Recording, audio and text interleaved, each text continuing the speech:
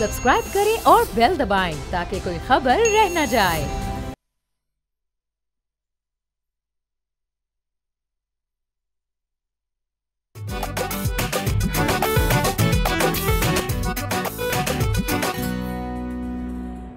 अस्सलाम वालेकुम, मैं हूं अली आफ्ताब सईद और आप देख रहे हैं बोलो जनाब।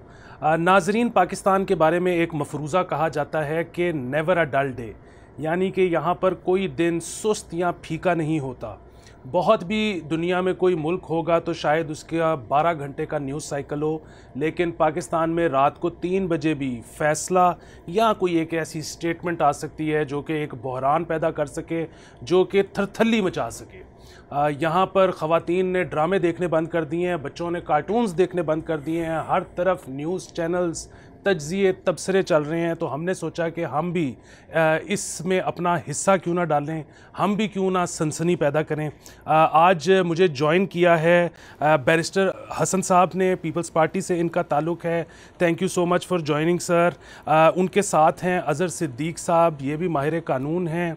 आजकल जो बहरान चल रहे हैं उनमें कुछ नज़रियात जो PTI के हैं उनके साथ हम आहंगी रखते हैं। इसके अलावा मेरे साथ मियाँ दाऊद साहब हैं, ये भी कानून के प्रैक्टिशनर हैं और PTI और हम आहंगी और इनका नाम एक जुमले में नहीं लिखा या पुकारा जा सकता।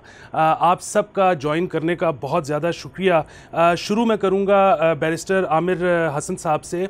सर, ये अभी जो एक फ़ैसला आया है रिज़र्व्ड सीट्स को लेकर, तो इसमें हम देख रहे हैं कि पीपल्स पार्टी बहुत इन्वॉल्व है। हालांकि अगर नंबर ऑफ़ सीट्स को देखा जाए जो इसके बाद आगे पीछे हो सकती हैं, अगर इस फैसले पर कभी अमल दरामद हुआ भी, तो उसमें PTI को शायद कोई बहुत बड़ा ना धचका लगना है, ना कोई बहुत ज़्यादा फ़ायदा होना है।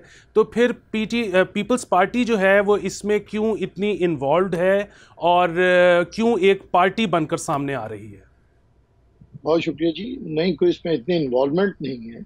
एक फैसला है सुप्रीम कोर्ट का और पीपल्स पार्टी हमेशा तारीख की सही समत में खड़ी होती है और खड़ा होना चाहती है। इशू जो है वो सीट्स अगर दोनों तरफ देखे तो मैं समझता हूँ किसी का मौक़िफ़ भी इतना कोई कानूनी तौर पे जानदार नहीं है, और ना ही सुप्रीम कोर्ट का फैसला जो कि आया है वो कानूनी तौर पे इतना स्ट्रॉन्ग है कि उसकी हिमायत की जाए।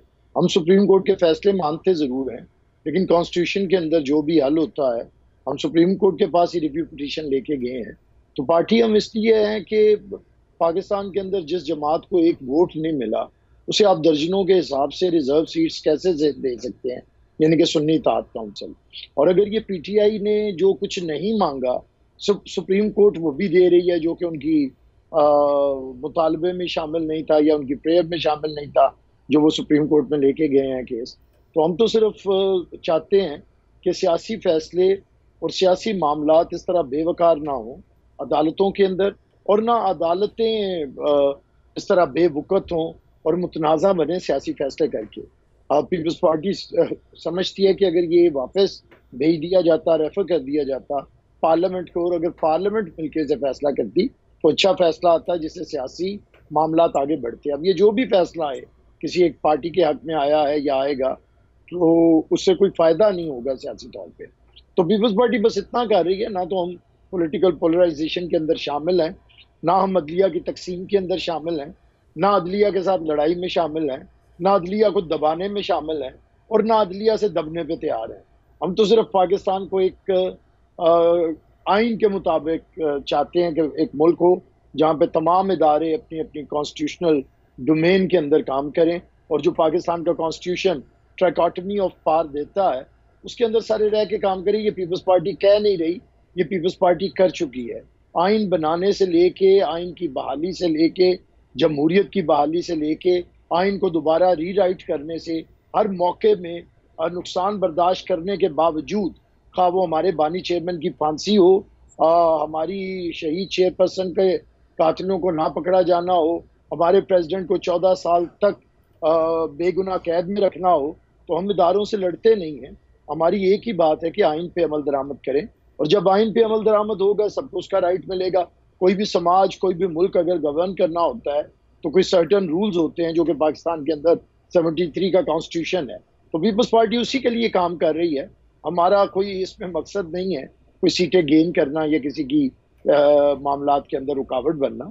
तारीख को दुरुस्त में रखना ये पीपल्स पार्टी का मकसद है। बिल्कुल ठीक, आपका मौक़िफ़ सामने आ गया। अज़हर सिद्दीक साहब, यहाँ पर तो हम देखते आए हैं कि कई बड़े बेसिक फ़ैसलों में फ़ैसला हो जाने के बाद दोबारा अदालत से रुजू किया जाता है कि आपके फ़ैसले पर अमल दरामद नहीं हो रहा।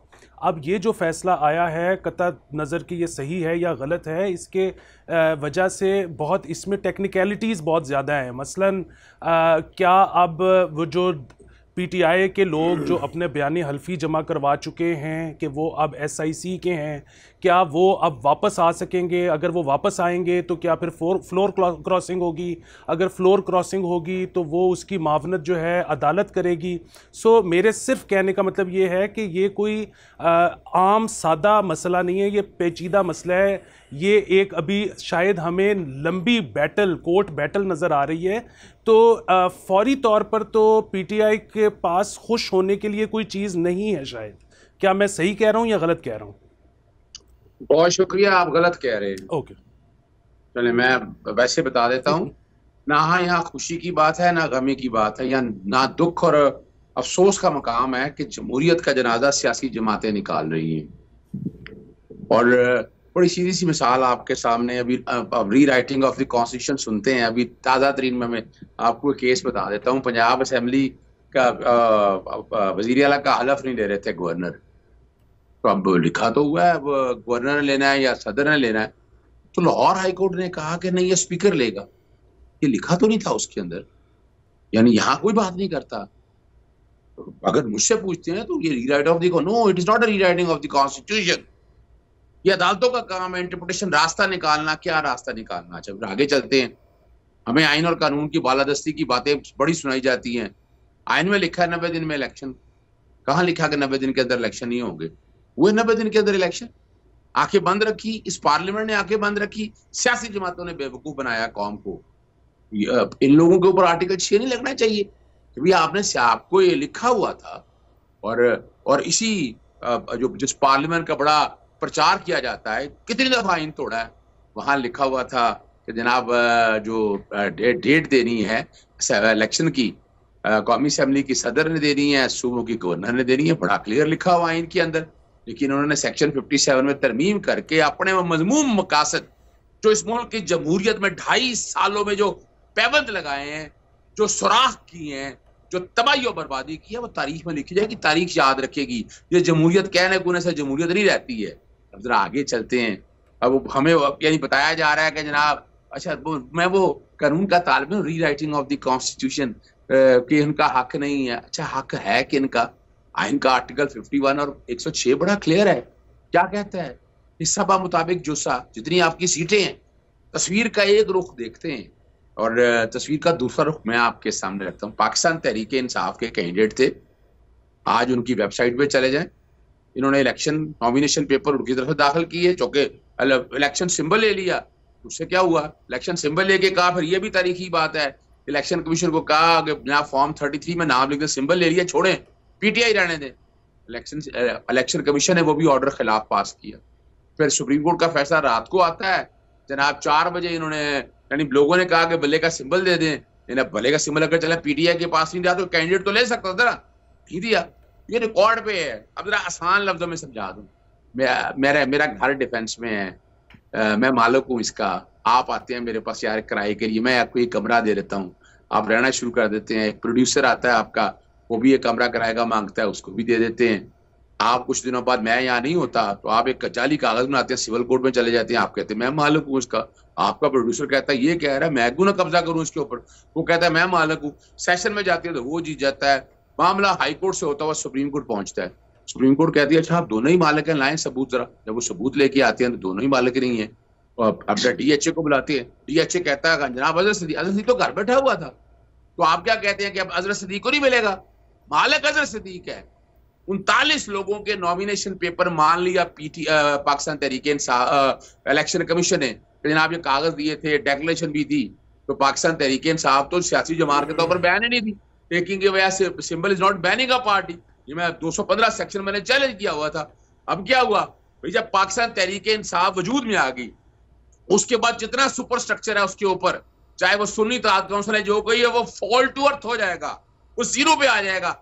और सुन्नी इत्तेहाद काउंसिल को भी सीधी सी बात है, इलेक्शन कमीशन खुद उसको नहीं मानता, पार्लियामेंट्री पार्टी, तो आपने कैंडिडेट ज्वाइन कैसे कराए, आपने एफिडेविट कैसे कबूल किया? आप खामोश बैठे रहे उस वक्त तक कि जब रिजर्व सीटें, अच्छा रिजर्व सीटें में भी एक रूल बनाया हुआ है। आपका मौक़िफ़ सामने आ गया। मैं आपके पास दोबारा आता हूँ। मियां दाऊद साहब, बात यह है कि आपने सुन लिया अजहर साहब जो फरमा रहे थे, लेकिन बुनियादी मसला फिर वही है कि एक पेचीदा मामला तो ज़रूर है, गलत पे हम नहीं जाते।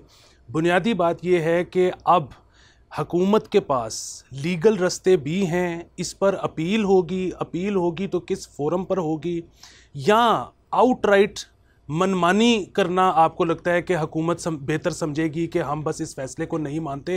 हुकूमत कौन सा रास्ता लेगी?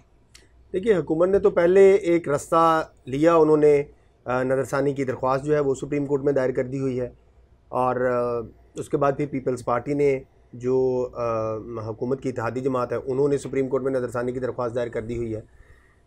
सुप्रीम कोर्ट का फैसला है, सुप्रीम कोर्ट का फैसला आइन और कानून के मुताबिक होगा तो रियासत बिल्कुल उसके ऊपर अमल दरामद करने की पाबंद है, और अगर सुप्रीम कोर्ट का फैसला जो है वो आइन और कानून के मुताबिक नहीं है, हुकूमत समझती है कि ये आइन के ख़िलाफ़ है, कानून के ख़िलाफ़ है, सुप्रीम कोर्ट के अपने तयशुदा असूलों के ख़िलाफ़ है, तो उसके ऊपर बिल्कुल अमल दरामद नहीं करना चाहिए, बल्कि उस फैसले के ख़िलाफ़ हर तरह की आइनी और कानूनी जो है वो चाराजोई करनी चाहिए। बार बार इस बात की निशानदेही करनी चाहिए कि ये फ़ैसला जो है वो किस तरीके से आइन में रीराइटिंग नहीं, आइन की तहरीफ करने के मुतरादिफ है। सुप्रीम कोर्ट खुद अपने फ़ैसलों में ये कहती है कि अगर कोई भी फ़ैसला, किसी भी अदालत का फ़ैसला, चाहे वो सुप्रीम कोर्ट ही हो, वो फ़ैसला अगर आइन के आम और सादा मानियों, किसी कानून के आम और सादा मानी या सुप्रीम कोर्ट के किसी फ़ैसले के आम और सादा मानी से मुतसादम है, ख़िलाफ़ है, उसके बरक्स है, तो वो उस फैसले को सिरे से फ़ैसला ही तसव्वुर नहीं किया जाना, उसको बिल्कुल आपने एक कागज़ का टुकड़ा समझना है। ये खुद सुप्रीम कोर्ट कहती है, सुप्रीम कोर्ट का 9 रुकनी लार्जर बेंच है, उसका ये फ़ैसला है। सो मेरी अक्ल समझ के मुताबिक मामूली मेरा इसके ऊपर ये तजिया तो ये है कि ये फ़ैसला जो है वो ना तो आइन के मुताबिक है, ना ही कानून के मुताबिक है, ना अपने ही सुप्रीम कोर्ट के फ़ैसलों के मुताबिक है। इसलिए मैं नहीं समझता कि इस फैसले के ऊपर किसी भी तरह से अमल दरामद जो है वो होना चाहिए या करना चाहिए। इस फैसले के ख़िलाफ़ हर तरह से सियासी तौर के ऊपर, जमहूरी तौर के ऊपर, आइनी तौर के ऊपर, कानून के दायरे में रहते हुए इंतहाई मुहज़्ज़बाना अंदाज के अंदर इस फैसले के अंदर दबा कर इसके फैसले की जो है वो मुज़ामत करनी चाहिए। देखें, जब 90 दिन में इलेक्शन का फ़ैसला आया था तो वो फ़ैसला भी सियासी बदनीयती के ऊपर मबनी था, इसलिए उस फैसले के ऊपर अमल दरामद नहीं हो सका और होना भी नहीं चाहिए था। सुप्रीम कोर्ट कहती है कि आप पंजाब के अंदर और कौमी असम्बली के अंदर जो है वो 90 दिन के इलेक्शन करवा दें, लेकिन KPK के हद तक जो है वो सुप्रीम कोर्ट जो है वो खामोश हो गई थी। अच्छा, अब इलेक्शन करवाना जो है वो इलेक्शन कमीशन का इख्तियार है, सुप्रीम कोर्ट का इख्तियार तो नहीं है। तो फिर सुप्रीम कोर्ट ने ये फैसला देकर क्या नतीजा जो है वो अखज़ किया? कोई अखज़ नहीं किया। मुआशरे के अंदर इस बात की हौसला अफजाई की कि अगर फ़ैसले जो हैं वो किसी सियासी बदनीति या सियासी इंजीनियरिंग के तसलसल में किए जाते होंगे तो फिर उनका ये नतीजा निकलेगा जो 90 दिन के अंदर इंतखाबात का नतीजा निकला था। अगर आइन के आर्टिकल 51D में 3 दिन का वक़्त लिखा हुआ है किसी पार्टी को ज्वाइन करने का, तो सुप्रीम कोर्ट जो है वो कैसे कह सकती है कि आप 15 दिन के अंदर ज्वाइन करें? फिर सुप्रीम कोर्ट पूरे इलेक्शन को घुमा के पहले दिन के ऊपर जो है वो लेके जा चुकी है। फिर सुप्रीम कोर्ट खुद 63A के फैसला करके, वो फैसला भी मैं समझता हूँ कि आइन के साथ तहरीफ है। लेकिन मसला ये है कि हमारे मुल्क के अंदर जमहूरी कुव्वतें, पार्लियामेंट जो है वो हमेशा से कमज़ोर रही हैं। बिल्कुल ठीक है, आपका मौक़िफ़ सामने आ गया। हम इसी मौजू पर बात करते रहेंगे, लेकिन एक शॉर्ट ब्रेक के बाद।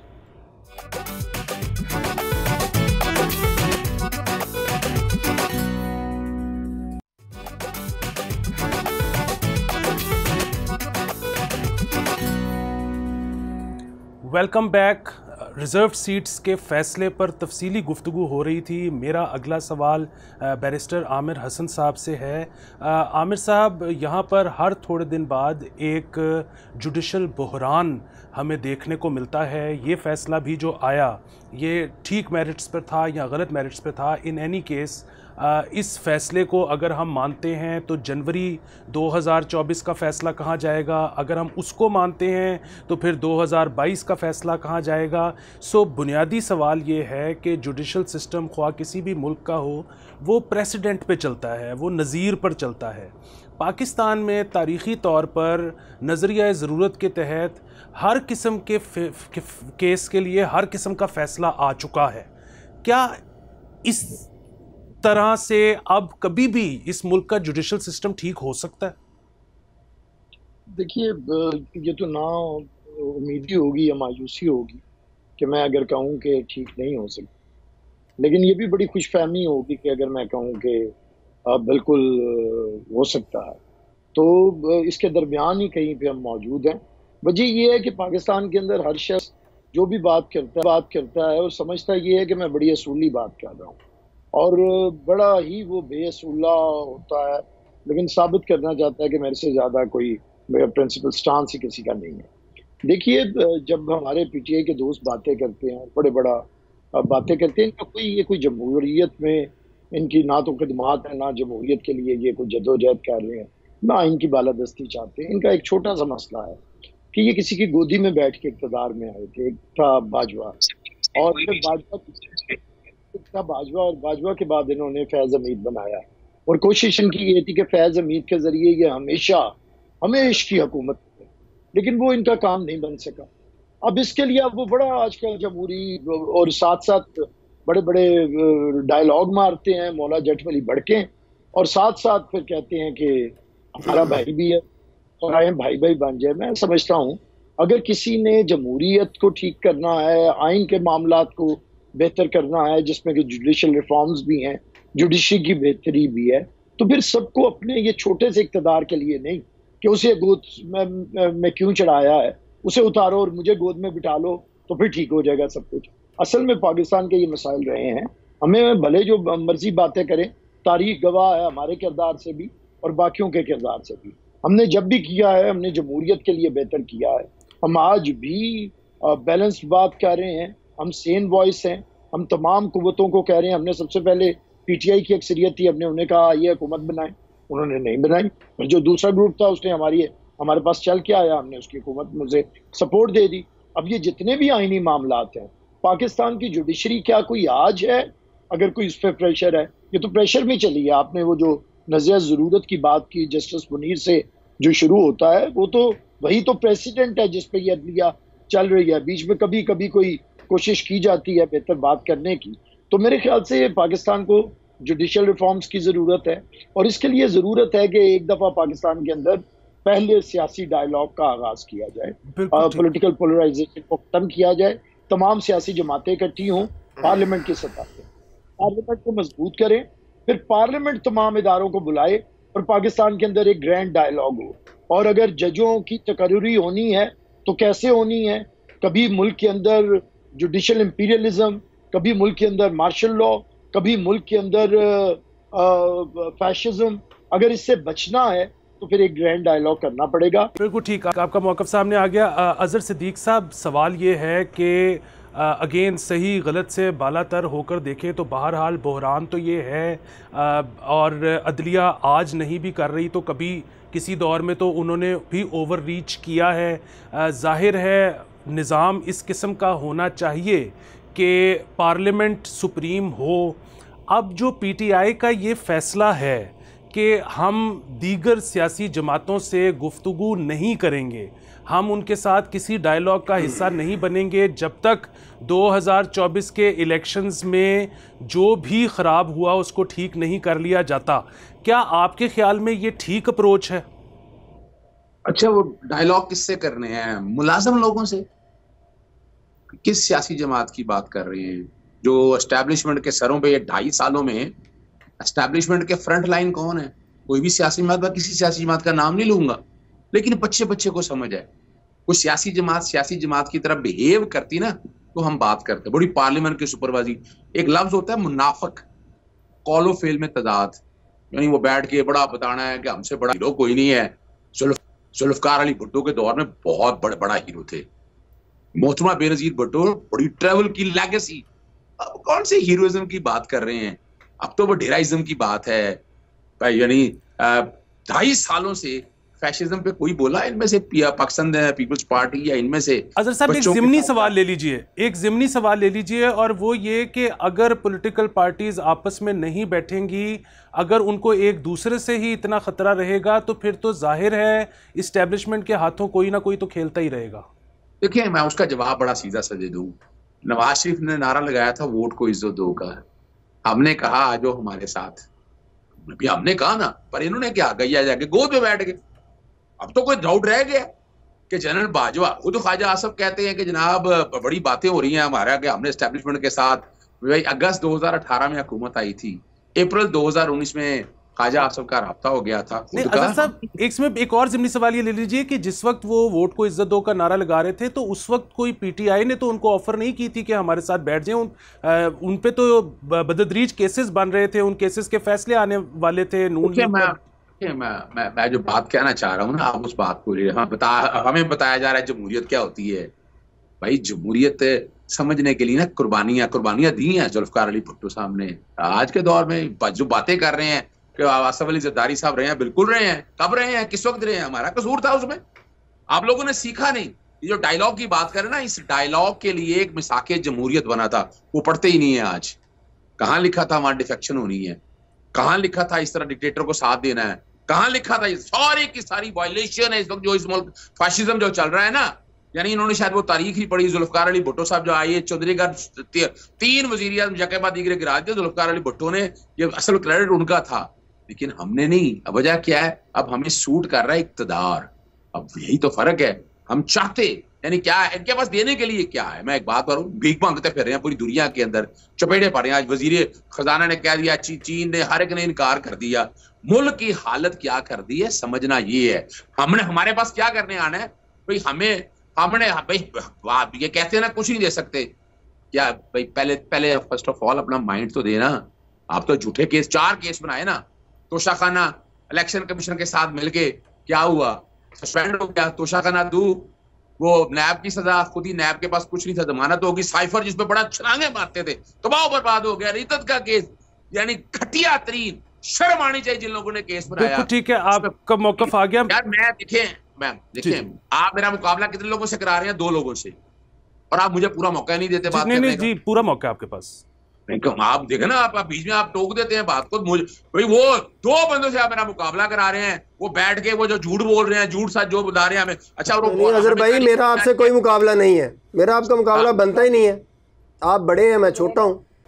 जी बैरिस्टर साहब प्लीज आप अपना मुख्तसर बयान कर दीजिए प्लीज। मैं बात खत्म कर लूं पहले, जरा 2 मिनट खत्म करने लगा बात में। देखिए बात बड़ी सीधी सी है, आइन और कानून। मैं अगर वकील हूं तो वकीलाना बात मैं करूं। मैं जजमेंट में बताऊं कि जजमेंट में फ्लॉ क्या है। इन्होंने गालबन 256 आर्टिकल नहीं पढ़ा। जब टाइम पे कोई चीज ना हो ना, आइन ने खुद प्रोवाइड किया। 90 दिन में इलेक्शन नहीं हुआ, बाद में हुआ। किसी ने आर्टिकल 6 लगाया उसके ऊपर कि 90 दिन में इलेक्शन। हम बता रहे हैं 90 दिन में गलत हो। वो भाई सवाल ये नहीं है। और ये चूंकि मैं बहस करता रहा हूं सारे केसेस के अंदर, कहीं नहीं लिखा कि कौमी और सूबाई असेंबली के इकट्ठे होने हैं। वो मुतलका प्रोविजंस एक बड़ी क्लियर है। गुमराह करने की कोशिश ना करें खुदारा कौम को। जी बिल्कुल ठीक है। मैं अगला सवाल, वो आइन और कानून के मुताबिक है। अगर किसी को शौक है, चाहते क्या थे सुन लें, क्या चाहते थे? चाहते थे जस्टिस काजी फाइज साहब को प्रोलॉन्ग करें, यहाँ पर उनकी मर्जी का जज बैठे। आर्टिकल 6 ताकि मार्शल की राय हमवार कर सके, आर्टिकल 17 तब्दील कर सके। जजेस की रिटायरमेंट की उम्र, आपका मौकफ आ गया सर, आपका मौकफ आ गया। लाना चाहते थे। Thank you. अच्छा मियां साहब, अच्छा अब बात फिर वही है कि इसका फैसला कौन करेगा कि वो गैर मंतकी है या नहीं है।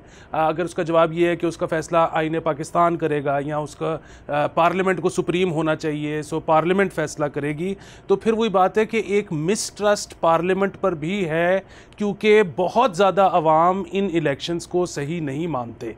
तो फिर ये फैसले कैसे होंगे? नहीं, बहुत सारे अवाम वाली बात तो बिल्कुल गलत है। बहुत सारे अवाम इस पार्लियामेंट को दुरुस्त मानते हैं, इसीलिए तो उनकी हुकूमत है। जिनको सबसे ज़्यादा वोट मिले हैं वो आज हुकूमत में है, पीपल्स पार्टी हुकूमत में है, मुस्लिम लीग नून हुकूमत में है, उनको वोट मिले हैं ना। अगर पीटीआई को ज़्यादा वोट मिले होते तो वो हुकूमत में होते। अगर मान भी लिया जाए कि मखसूस नशिस्तें इनको भी दे दी जाए तो फिर भी ज़्यादा वोट तो इनको नहीं मिले, ये फिर भी नहीं इस तरफ जाते। जारी बात है कि जिसको जो मुतासरा फरीक है वही अपनी अकल समझ और अपनी अकल समझ के मुताबिक इस बात का जायज़ा लेगा कि क्या ये सुप्रीम कोर्ट का फैसला काबिल अमल है, आइन के मुताबिक है या कानून के मुताबिक नहीं है, तो उसके मुताबिक वो अपनी वजूहात जो है, वो अपनी स्ट्रैटेजी जो है वो अपनाएगा। आपने एक मुंतखब वज़ीर आज़म को ज़बरदस्ती की तशरीह करके ख्याली तनख्वाह के ऊपर जो है वो घर भेज दिया। आपने मुंतखब हुकूमत को एक बैरून मुल्क के एजेंट को इक़्तिदार देने के लिए पाकिस्तान के का सारा सियासी जमहूरी आइनी स्ट्रक्चर जो है वो तबाह कर दिया। जस्टिस बंदयाल तक जो है वो अदालती आमरीत जो है वो कायम रही। अब एक चीफ जस्टिस पाकिस्तान काजी फायज ईसा साहब जो है वो आए हैं, पहली दफ़ा पाकिस्तान में आइन और कानून के मुताबिक चलने वाला चीफ जस्टिस पाकिस्तान काजी फायज ईसा साहब चल रहे हैं, और वो हर फैसले को आइन और कानून से हटकर नहीं करना चाहते। वो कहते हैं जो भी फैसला है सीधा आइन और कानून के मुताबिक फैसला होना चाहिए, कोई उसमें लगी लिपटी नहीं होनी चाहिए। मियां साहब ज्यादा तकलीफ है। बैरिस्टर आमिर हसन साहब, बहुत मुख्तसरन अपना मौक़िफ़ इस पर बयान कर दीजिए, हमने इसके बाद ब्रेक पर जाना है और मैं मौजू बदलना चाहता हूँ। जी देखिए, एक बात तो ये है कि पाकिस्तान के अंदर ये जो असलूब इख्तियार किया गया है गुफ्तगू का कि बद तहजीबी, और ये PTI ने तो इसे अरूज बख्शा है।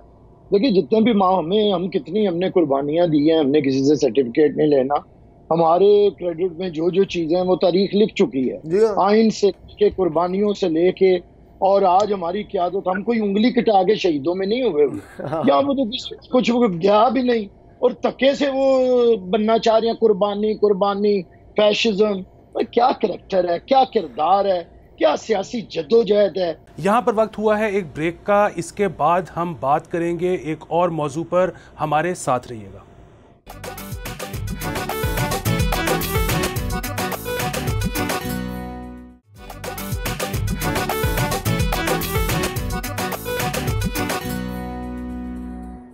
Welcome back.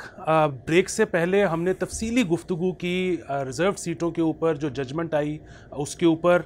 अब मैं मौजू तब्दील करना चाहता हूँ। हमारे साथ बैरिस्टर आमिर हसन साहब मौजूद हैं। सबसे पहले मैं उनसे ये पूछूंगा कि पंजाब में डेफेमेशन लॉ का बिल पास हुआ, अगर तो वो बिल इतना ही अच्छा है तो पीपल्स पार्टी उसको सिंध में भी इम्प्लीमेंट कर ले, और अगर वो बिल इतना अच्छा नहीं है तो यहाँ पर असेंबली में पीपल्स पार्टी को उसके ख़िलाफ़ आवाज़ उठानी चाहिए थी।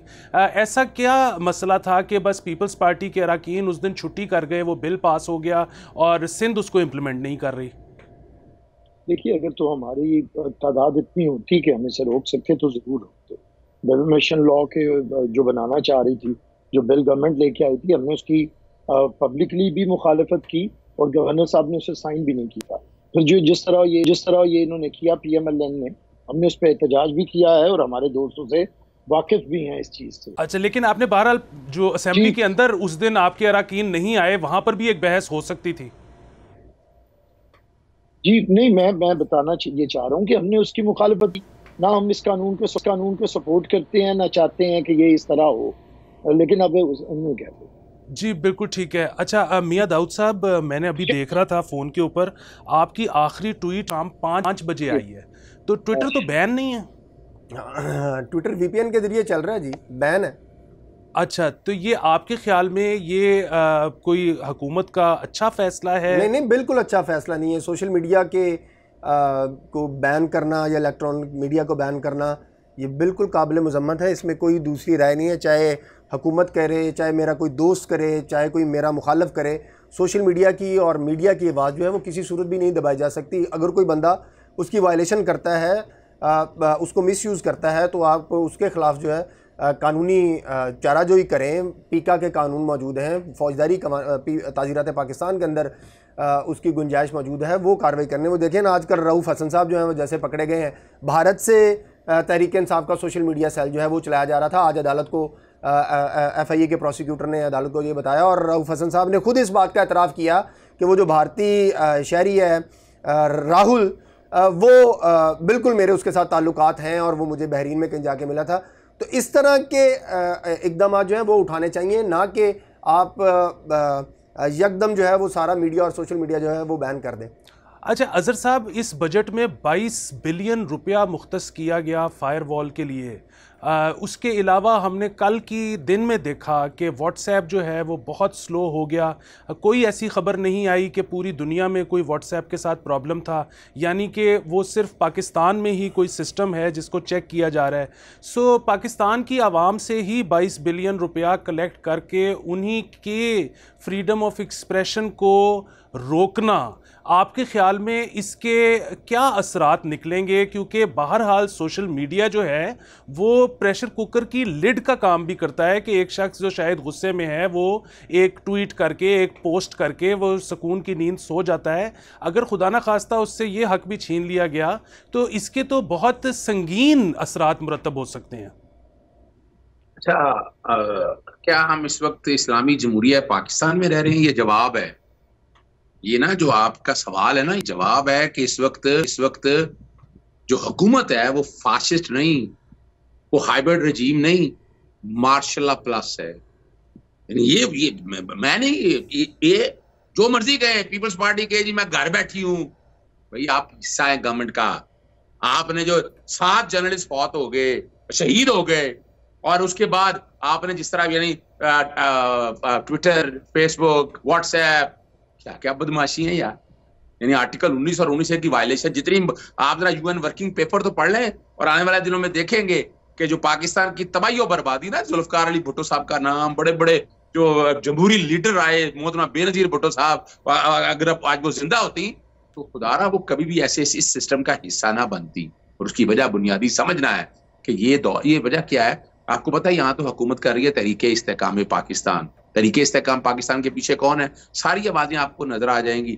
मुहसिन नकवी कोई अपना मुस्लिम लीग नून का है या फैसल वर्डा की पीपल्स पार्टी से ताल्लुक था, या जो हमारे काकड़ साहब थे, या सारे वजीर आजम साहब को जो हुकूमतें चला रहे थे, क्या इनका कहां से ताल्लुक है? तो आप समझ आए ना, ये तो बेचारे मुलाजमों की तरह बैठ के हाथ बांध करके हुकूमतें कर रहे हैं, जो कर रहे हैं हुक्मरानी। वो हक्के हुक्मरानी, अभी रऊफ हसन के बारे में बड़ा कुछ बता दिया गया, वो आपको याद नहीं है? जिंदाल आया करता था, सज्जन जिंदाल, अपना मिटल, आप बगैर वीजे के अदालत में कहीं नहीं सही है, तो अजहर साहब अदालत में साबित हुआ है, अदालत में आज बताया गया। ये मैं नहीं कहता था, वो अदालत में साबित करना था ना जी।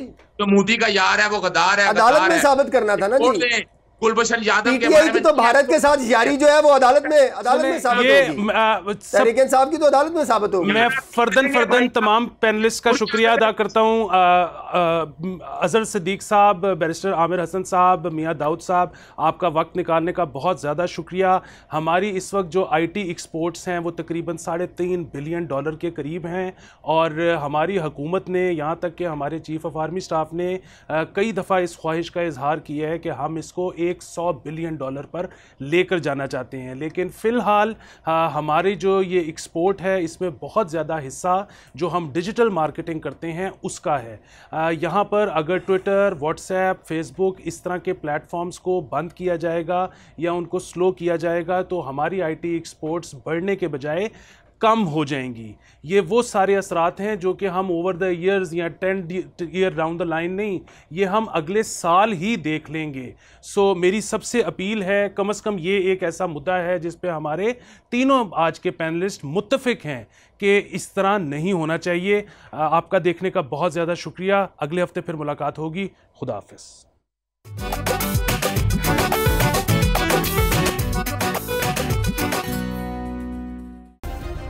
सब्सक्राइब करें और बेल दबाएं ताकि कोई खबर रह न जाए।